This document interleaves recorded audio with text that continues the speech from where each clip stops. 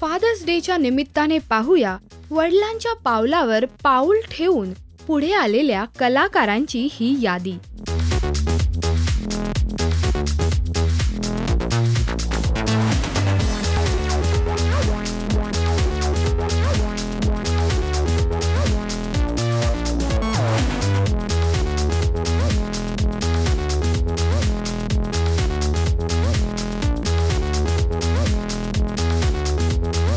तर हे होते काही गिनेचुने कलाकार ज्यांनी आपल्या बाबांच्याच पावलावर पाऊल ठेवून फिल्म इंडस्ट्रीमध्ये पाय रोवले।